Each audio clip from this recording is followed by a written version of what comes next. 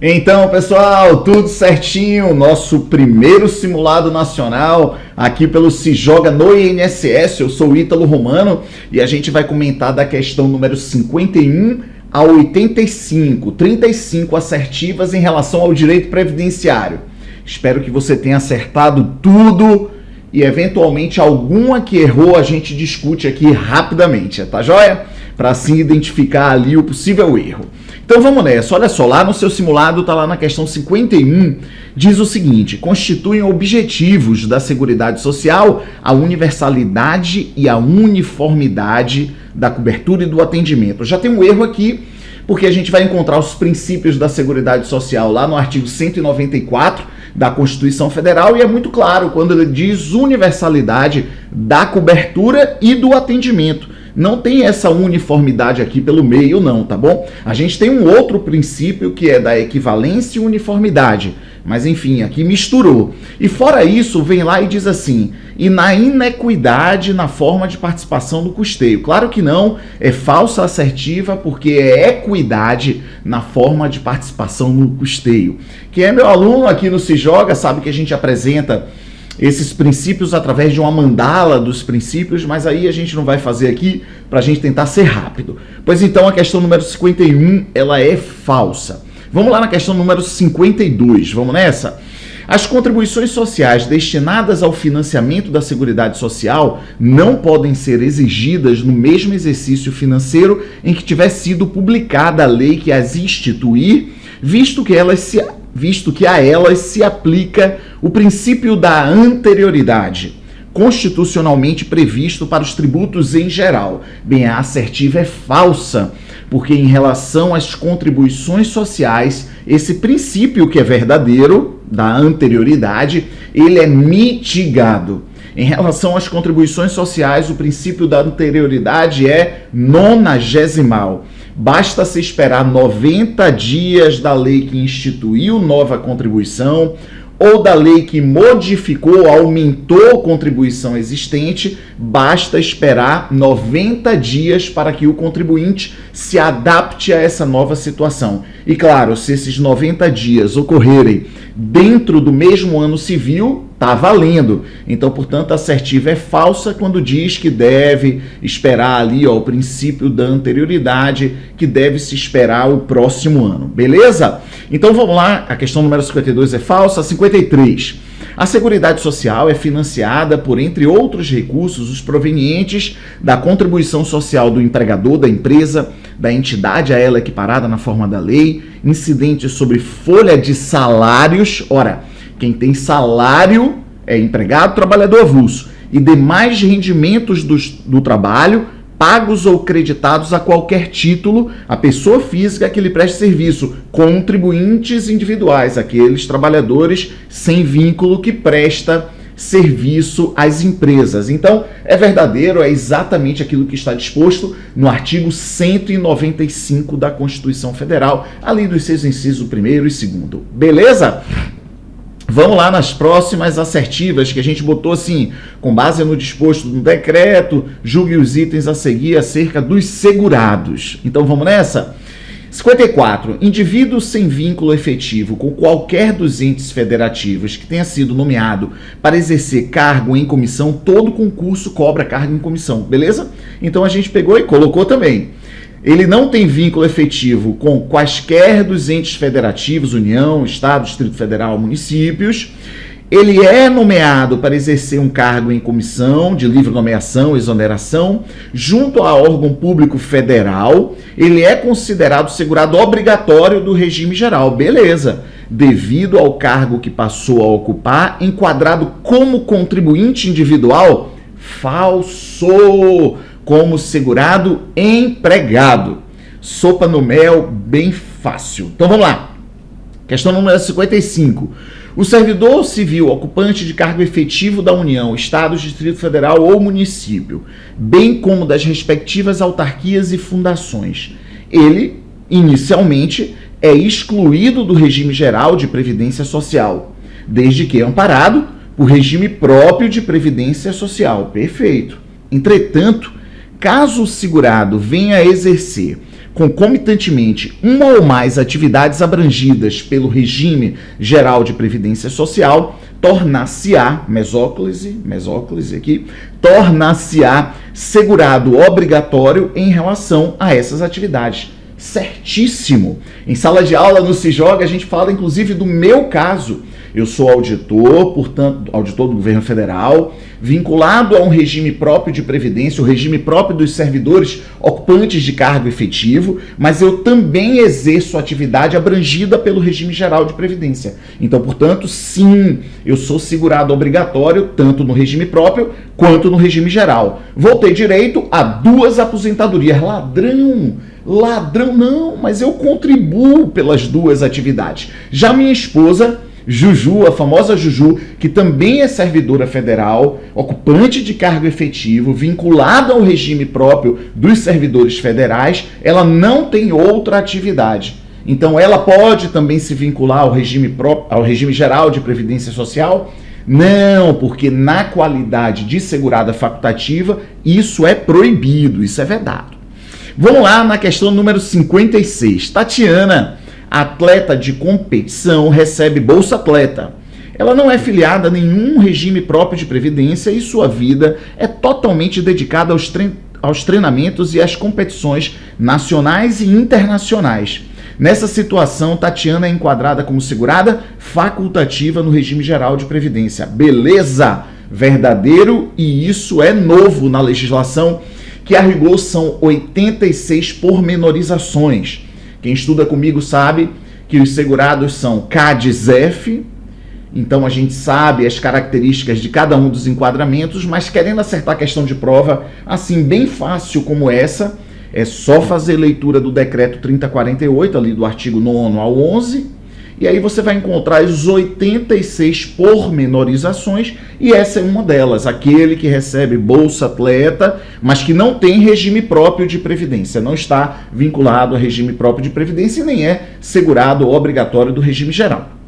Então vamos lá na questão 57. Para o segurado especial, considera-se período de carência para o segurado especial, para fins de concessão dos benefícios, o tempo mínimo de efetivo exercício de atividade rural, ainda que de forma descontínua, igual à quantidade de meses necessária à concessão do benefício requerido. Verdadeiríssimo, essa é a definição de carência para o segurado especial.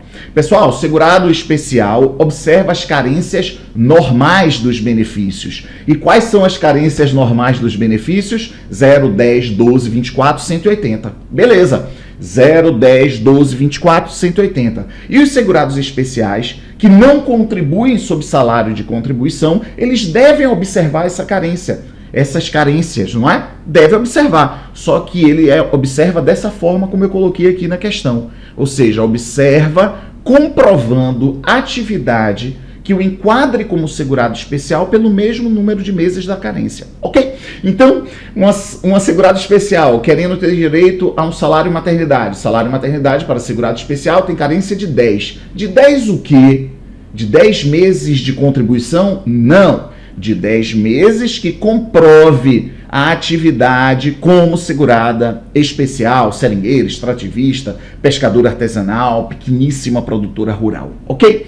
Vamos lá, questão 58. Lopo, segurado obrigatório do regime geral, é acometido de uma doença incapacitante e deu entrada no benefício por incapacidade temporária. Foi exigido para a concessão do benefício a carência de 12 contribuições mensais. Isso é verdadeiro ou falso? Verdadeiríssimo. Como eu falei na questão anterior, os prazos de carência 0, 10, 12, 24, 180. Então, auxílio por incapacidade temporária, aposentadoria por incapacidade permanente, 12. Regra geral. Regra geral, 12. Beleza?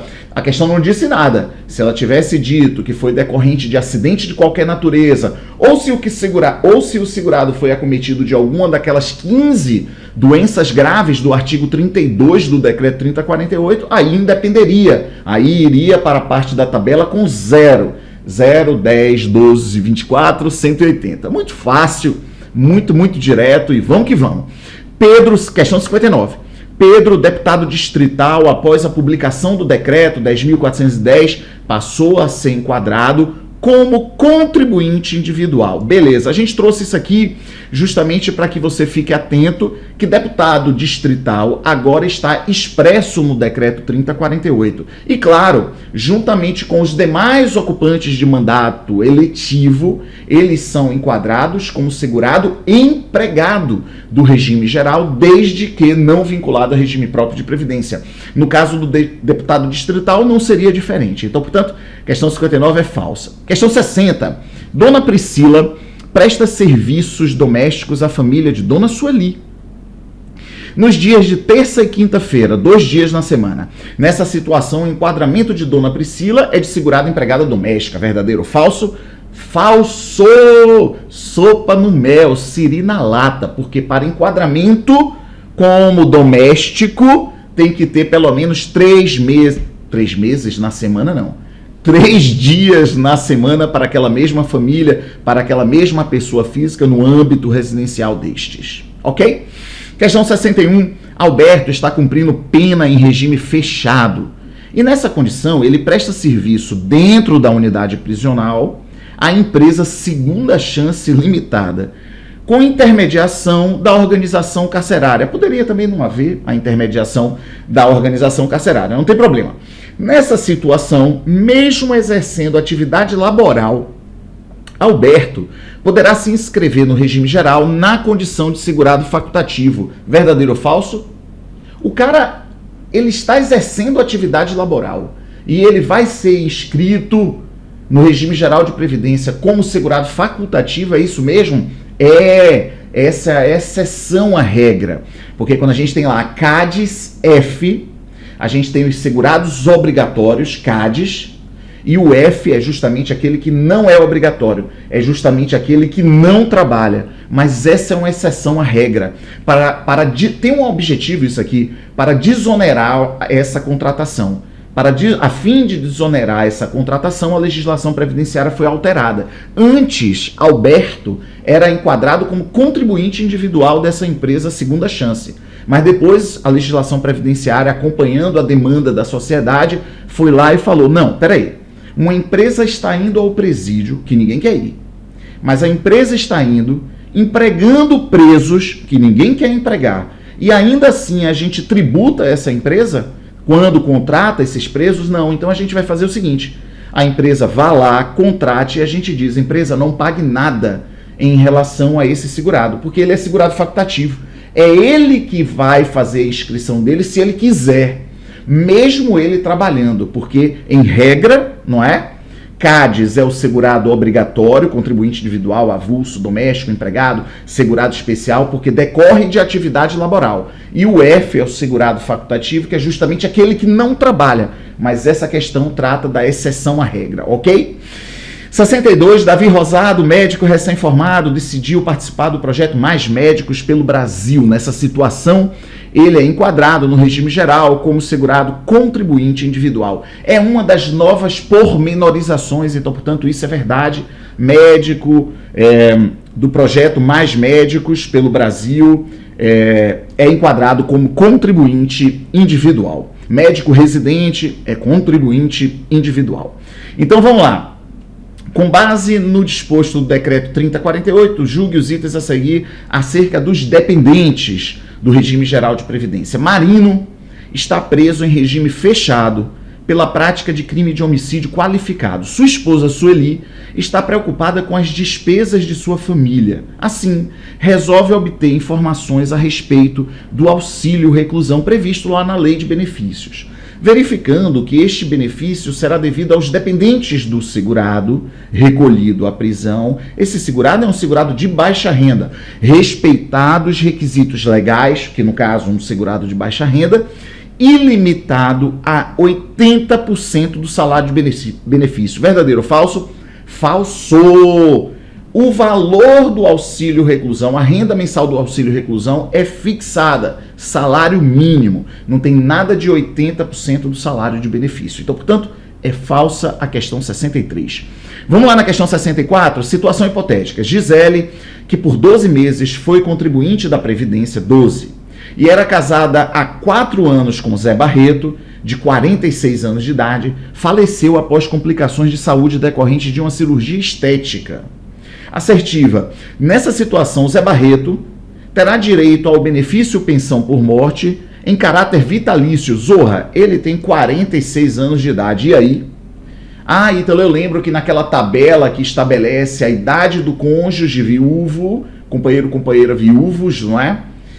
Acima dos 45 anos dá direito à pensão por morte de forma vitalícia. Ah, então a assertiva é verdadeira? Não, a assertiva é falsa. Porque para se utilizar a tabela, não é? Onde se estabelece a idade versus o prazo de duração da pensão por morte, deve-se observar 2 requisitos, quais o segurado falecido, o instituidor do benefício, deve ter recolhido pelo menos 18 contribuições. E entre ele e o viúvo, a viúva, deve ter pelo menos 2 anos de casamento, 2 anos de união estável. Aqui, entre Gisele e Zé Barreto, havia sim 4 anos de união estável, de casamento, enfim. Mas Gisele só tinha 12 meses de contribuição ao regime geral de previdência. Então, portanto, Zé Barreto se arrombou, se lenhou e vai receber a pensão por morte por 4 meses apenas. Beleza? Vamos lá na questão 65. Para a concessão da pensão por morte na condição de companheira, companheiro, exige-se do interessado a prova de existência de filhos em comum ou da convivência por no mínimo 3 anos com o segurado falecido. Claro que é falso. Na definição de união estável não se estabelece essas situações de ter filho em comum, de ter um determinado período, nada disso. A definição de união estável prevê somente uma intenção de constituição de família pública, contínua, duradoura. Então não se tem isso não. O artigo 22, parágrafo 3º do decreto 3048, traz um rol de possíveis documentos que vai fazer essa prova de que havia ali união estável entre aquele casal ali, homoafetivo, hétero, não importa. Então, tem um rol de documentos, são mais ou menos ali 17, 16 documentos, mas o último inciso traz dizendo que qualquer documento que faça prova. Lembrando que fazer prova de dependência econômica e de união estável, de vínculo, tem que ser provas contemporâneas dos fatos que se queira comprovar. E isso significa num prazo de, no máximo, 24 meses da data do óbito ou da data do recolhimento à prisão. Ok? Tranquilidade brasileira? Tô falando aqui, ó, de forma escorreita, acelerada, porque a gente só precisa saber qual é a resposta da questão e, claro, você mais ou menos perceber se matou a charada, se não, ou se precisa voltar aos estudos e dar uma melhorada aí no seu entendimento. Então, portanto, aqui não é uma aula, mas é somente um bate-papo, partindo do pressuposto que você consegue acompanhar esse bate-papo, beleza? Então vamos lá. Então, questão 65 ela é falsa, porque estabelece ali que deve ter existência de filhos, deve ter pelo menos 3 anos, nada disso. Então vamos lá na questão 66. A mãe do segurado, quando idosa e na falta de beneficiários da classe anterior, mãe é da classe 2, não é? Então, na falta de beneficiários da classe 1, faz jus à pensão derivada da morte do filho, sendo presumida a sua dependência econômica. Falso, claro que falso. Na verdade, os dependentes da 2ª e da 3ª classe devem comprovar a dependência econômica, claro, juntamente com também dependentes da 1ª classe, os enteados e os menores tutelados. Então, portanto, questão 66 ela é falsa. A questão 67, a pensão por morte, havendo mais de um pensionista, será rateada entre todos, em partes iguais, ainda que haja dependentes habilitados em classes distintas? Falso. O benefício, pensão por morte, auxílio reclusão, é concedido em uma classe. É rateado entre os dependentes daquela classe. Depois ele vai sendo recalculado e redistribuído entre os dependentes remanescentes até que o benefício é extinto. Então, claro que falsa a questão número 67. Questão número 68.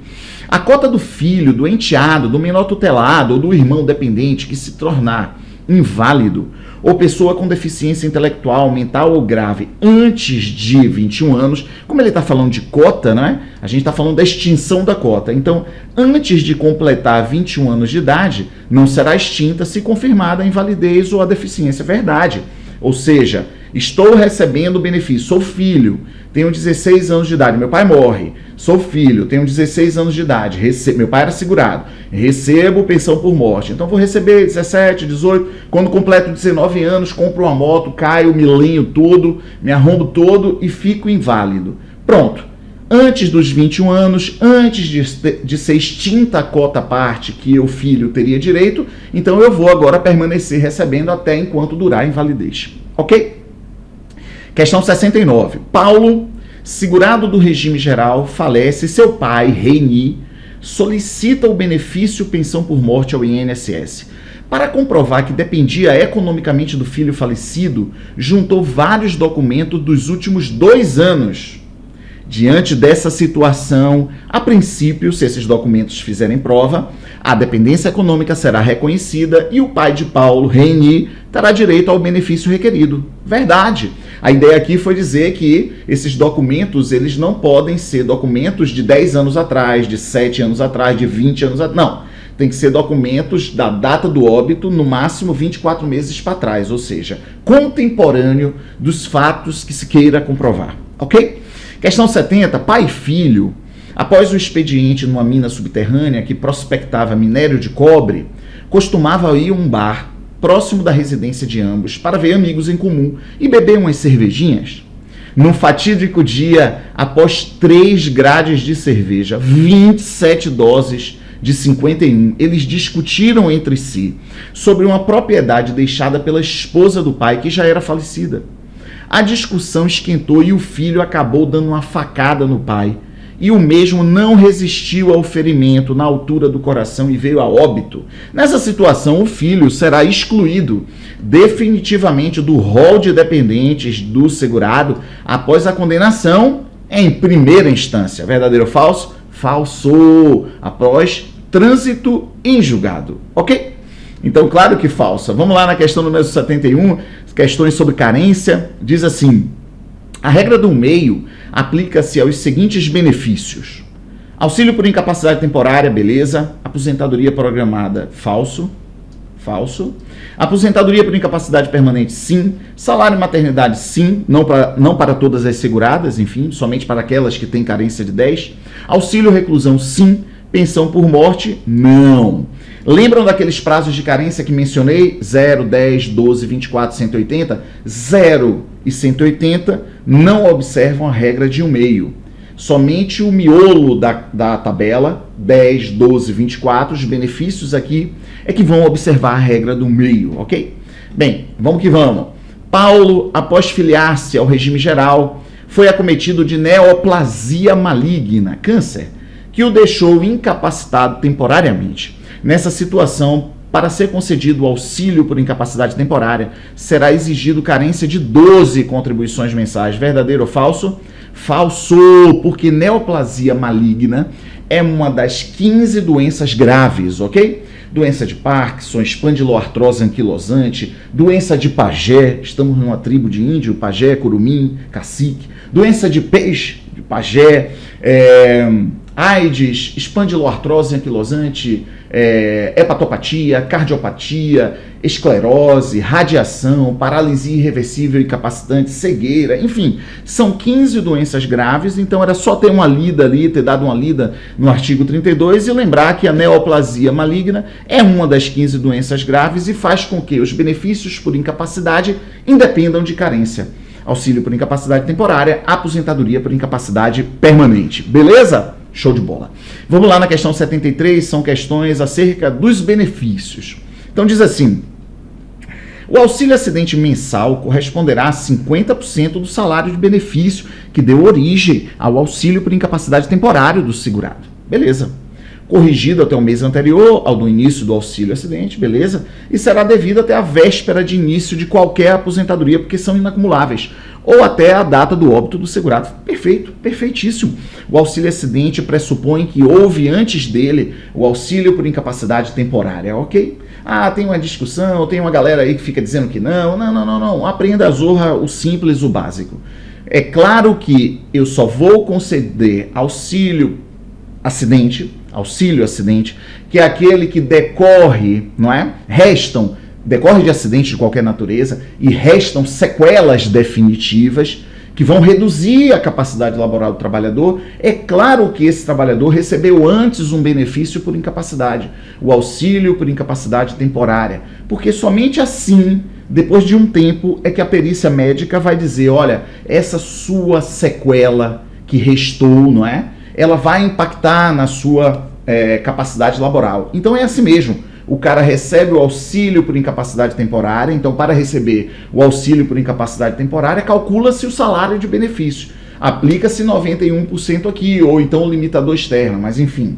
Aplica-se o 91%, paga-se o auxílio por incapacidade temporária, cessa o auxílio por incapacidade temporária, para daí começar a se pagar o auxílio acidente. Bem, e o auxílio acidente é 50% do quê? Do salário de benefício, aquele mesmo salário de benefício que foi utilizado no auxílio por incapacidade temporária que o antecedeu. É simples assim. Beleza? Aí tem, nem preciso trazer esse tipo de discussão, mas enfim, o cara não recebeu o auxílio por incapacidade temporária, aí depois lá adiante, com sequelas definitivas, ele entra na justiça e um determinado juiz vai lá e diz, olha, a Previdência pague o auxílio acidente para esse cara. Ah, tá vendo? Tá vendo que pode-se pagar auxílio acidente sem ter recebido previamente o auxílio por incapacidade temporária? Mas isso é juridicamente, isso é em discussão judicial, não nos importa para a prova. Para a prova é exatamente o que está aqui nessa questão 73. Vamos lá na questão 74. Ordner decide assinar a CTPS de sua esposa Amélia, desempregada, como doméstica, que presta serviços a ele como empregador doméstico, ou seja, é uma fraude, não é? É uma fraude. A Amélia, no caso aqui, é uma dona de casa, não é? Ela estava trabalhando, perdeu o emprego, aí o maridão fala, para não deixar sua carteira de trabalho com esse vácuo, não é? Com esse intertício, sem nenhum trabalho, eu vou contratar você como empregada da nossa própria casa. Não pode, nunca pôde, mas agora é expresso na legislação, no decreto 3048. Então, portanto, é isso que a questão vai dizer aqui. Aí diz, essa situação é possível e está prevista no regulamento da Previdência após a atualização. Não, muito pelo contrário. Nunca foi possível e agora está expressa de que não é possível. Agora, Ordner é dono de uma empresa, uma padaria, por exemplo, ou uma cervejaria. Pode contratar a Amélia? Claro que pode. Aí pode. Como empregada, pode. Como empregada doméstica, na sua própria casa, a Amélia é dona de casa, não é empregada doméstica.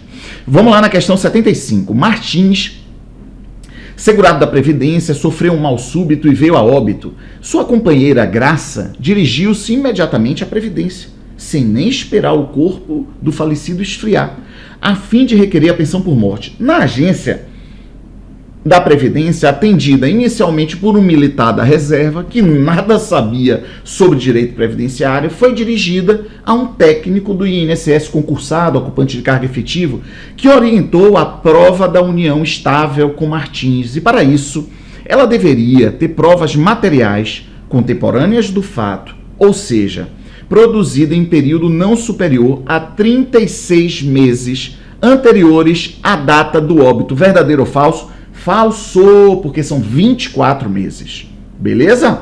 Vamos lá na questão número 76. Isabelle presta serviço voluntário na paróquia do seu bairro em Maceió. Todos os dias, ela, juntamente com outros voluntários, liderados pelo padre Giuseppe Eduardo, distribuem sopas, sanduíches e café quentinho aos moradores de sua região. Moradores de rua da sua região. Nessa situação, como há prestação de serviço à paróquia, Isabelle é enquadrada como segurada obrigatória da Previdência. Falso! Segurado obrigatório, a filiação obrigatória pressupõe trabalho remunerado. Então, trabalho gratuito, trabalho voluntário, isso não interessa à Previdência. Se quiser, seja segurado facultativo, por ato de vontade. Aí é com você, Isabelle. A Isabelle é que tem que se dirigir a uma agência da Previdência, fazer sua inscrição e fazer ali sua primeira contribuição no prazo, para daí começar a gerar direitos perante a Previdência Social. Mas pelo fato de prestar serviço voluntário a uma paróquia, ou uma igreja evangélica, ou enfim, sei lá, não enquadra esse voluntário como segurado obrigatório do regime geral de Previdência. Vamos lá. Questão 77. Sérgio recebeu auxílio acidente no valor exato de R$ 800 durante aproximadamente 7 anos, em decorrência de um acidente de moto que ele sofreu. No próximo mês, ele completará os requisitos para se aposentar de forma programada. Ele vai completar 62 anos, 15 anos de contribuição, 20 anos de contribuição, beleza? Conversando com um vizinho que é servidor do INSS, ex-aluno do Titã Flaviano, ficou sabendo que o valor do auxílio acidente será somado à remuneração mensal recebida conjuntamente com o benefício para fins de cálculo do salário de benefício. Nessa situação, o servidor do INSS prestou uma informação correta a Sérgio. Verdadeiro ou falso? Verdadeiríssimo.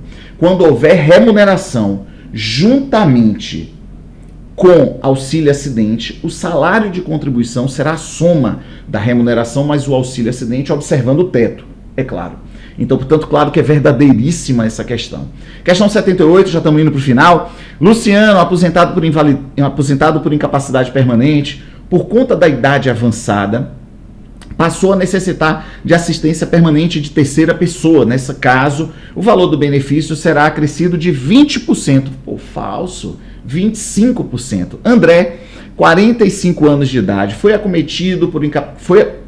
aposentado por incapacidade permanente em decorrência de complicações da AIDS. Nessa situação, como ele tem menos de 60 anos, que seria um caso de isenção, e também menos de 55 anos e 15 anos de benefício por incapacidade, que é o outro caso de isenção, caso seja convocado para exames médicos, estará obrigado, já que ele não tem 60, não tem 55 e 15 anos, não é?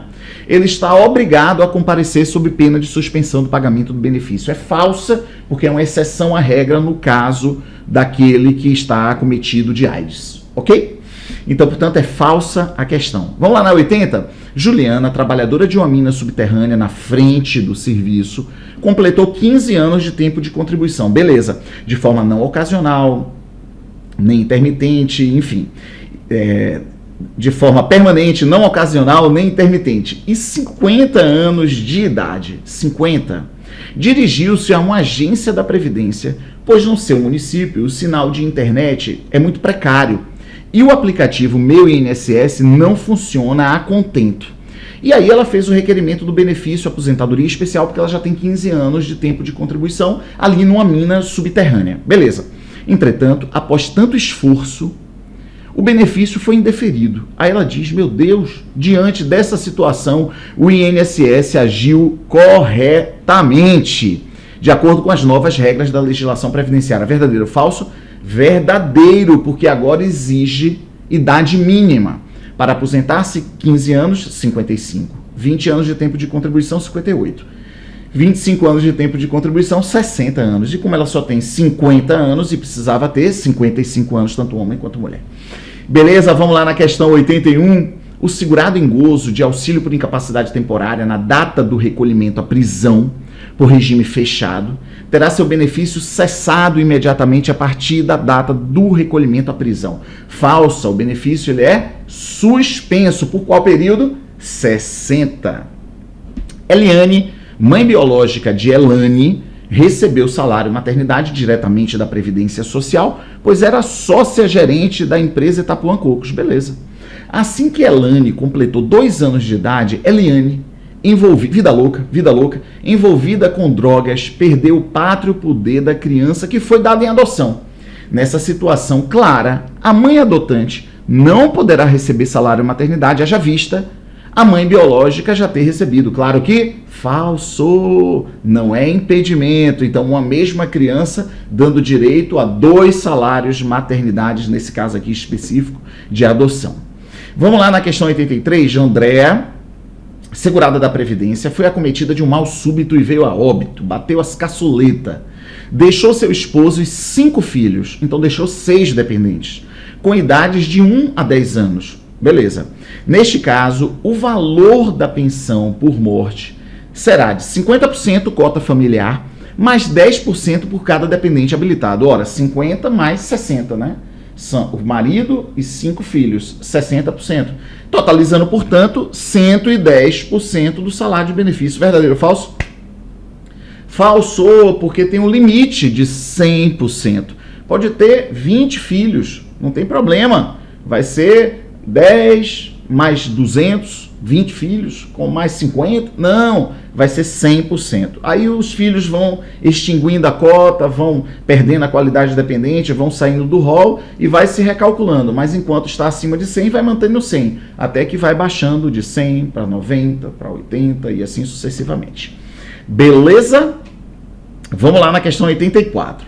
Alain, pensionista inválido do regime geral, acaba de completar 55 anos de idade e já tem mais de 15 anos de recebimento desse benefício, não é? De benefício, né, na condição de pensionista inválido. Nessa situação, caso seja convocado para prestar exames médicos a cargo da Perícia Médica Federal, não estará obrigado. Pessoal, essa questão é falsa. Ô Ítalo, mas espera aí. 55 anos e 15 anos, você falou numa questão aqui anterior, ó, rapidinho. Vamos ver aqui. Você falou numa questão anterior aqui, ó, ele foi aposentado, como tem menos de 60 anos, 55 anos de idade, 15 anos de benefício, ó, você falou que neste caso, 55 e 15 anos, faz com que não precise observar obrigações perante a Previdência. No caso aqui da questão 76, a gente colocou a exceção, né? Então, a gente colocou o caso da AIDS, que não importa ter 55 anos, nem 15 anos, nem 60 anos. Mas o caso é uma pessoa que não seja acometida de AIDS e que esteja recebendo aposentadoria por incapacidade permanente. Então, já tem 55 anos de idade e tem 15 anos recebendo benefício por incapacidade, não tem obrigação perante a Previdência. E aqui essa questão está falando justamente isso. Está dizendo, Alain, pensionista inválido, acaba de completar 55 anos e já tem 15 anos de recebimento de benefício. Nessa situação, caso seja convocado para prestar exames médicos, não estará obrigado. Ah, então é certo. Não, é falso. Porque isso de 55 anos de idade e 15 anos de recebimento de benefício não se aplica a pensionista inválido. Observe que são 15 anos de recebimento de benefício por incapacidade. Esse benefício que está recebendo por 15 anos é auxílio por incapacidade temporária, auxílio por incapacidade temporária, aposentadoria por incapacidade permanente, ou seja, a aposentadoria por incapacidade permanente, mesmo sendo ela antecedida por auxílio por incapacidade temporária e que perfaz ali 15 anos. Não é pensionista inválido, porque o que é que um pensionista inválido recebe? Não recebe benefício por incapacidade, recebe o quê? Pensão por morte.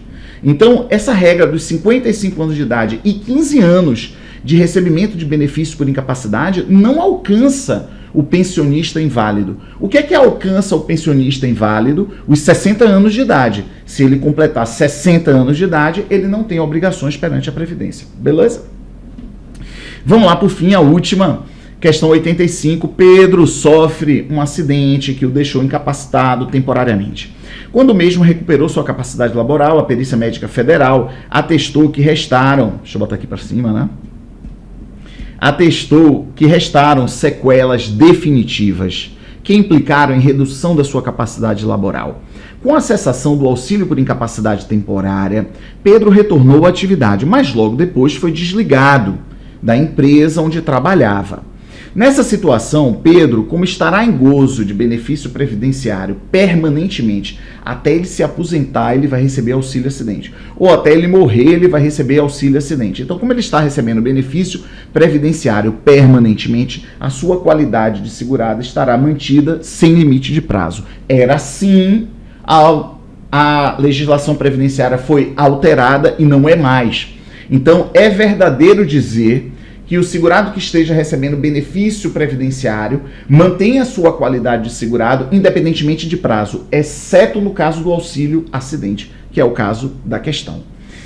Forte abraço a todos, vamos juntos nessa caminhada. Esse foi o nosso primeiro simulado nacional aqui pelo Se Joga no INSS. Fiquem atentos que a gente vai, com certeza, Gustavo tem sempre essas ideias, né, que é o Gustavo, o ex-gordinho gostoso de direito administrativo. Ele está sempre com essas ideias de disponibilizar conteúdo, enfim, de fazer propaganda do curso. Muito possivelmente deve ter um segundo simulado nacional, então fique ligado, vá avançando nos seus estudos, beleza? Agora, o que é que a gente tem como produto na sequência lá no final do ano, na virada do ano, de dezembro para janeiro, justamente no compasso de espera do concurso em 2022, a gente tem o projeto Caminhada de Santiago rumo ao INSS, que é justamente um conjunto de simulados como esse.